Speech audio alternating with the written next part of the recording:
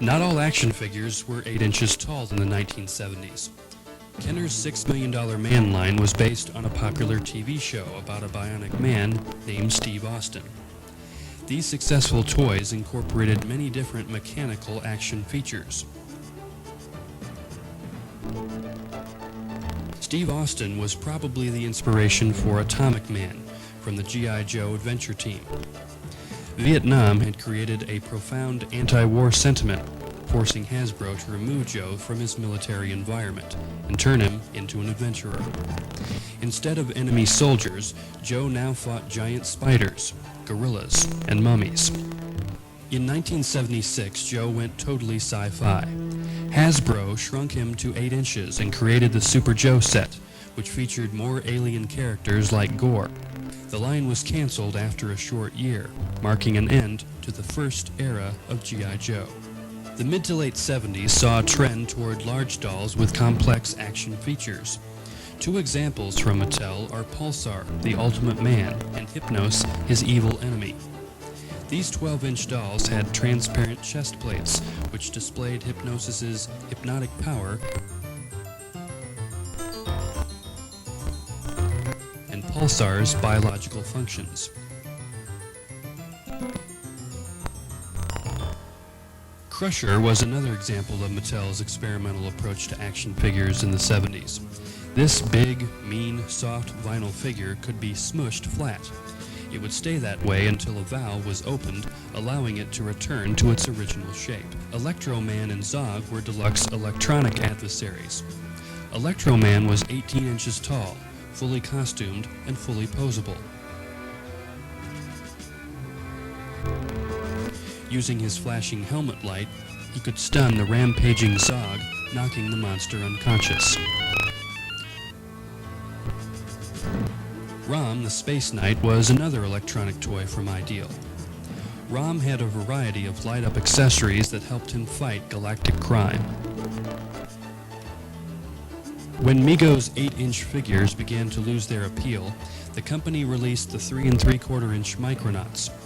These original figures depicted a fanciful race of tiny cyborg beings. Ironically, another company using the same 3 3/4-inch format was about to spell doom for Mego. When Star Wars was released in May of 1977, it became the biggest movie event of all time. Its success took everyone by surprise, including the toy companies. Kenner held the license, but didn't have the toys ready until spring of '78. The long wait merely built up the anticipation for the toys, which became an unprecedented sensation. Star Wars would dominate the toy market in the next decade. Action figures became less articulated. Cloth costumes gave way to painted details. The small 3 3/4-inch format became the new standard for action figures, wiping out the old 8 and 12-inch formats and putting Mego out of business. Kenner continued to release figures for The Empire Strikes Back and Return of the Jedi.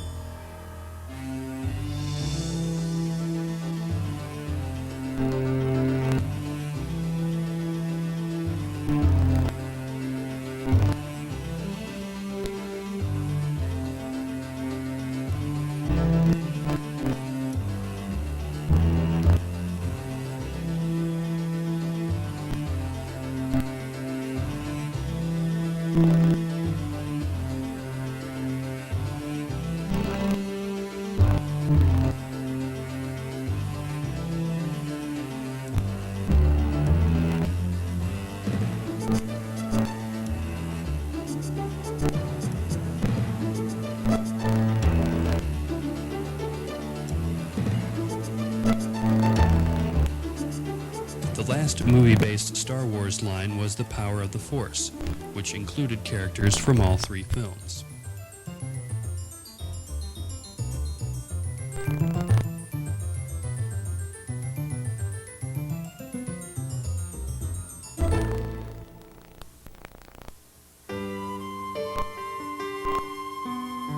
The large-size Star Wars figures were one of the few successful large-format lines of the late 70s.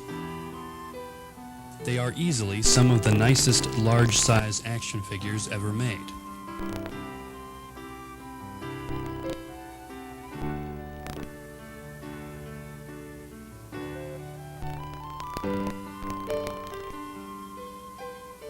while they never quite achieved the popularity of the small figures, they brought the characters to life in a way that small toys never could.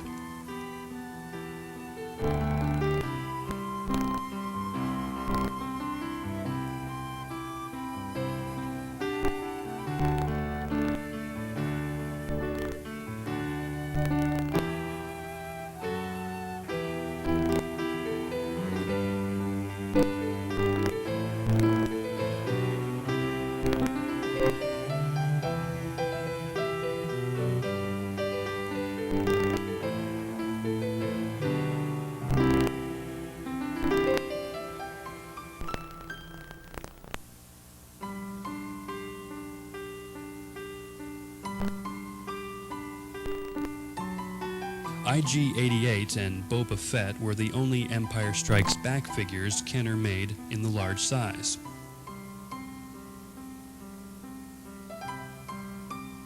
Lando Calrissian and other figures were planned, but the line was canceled before they were produced.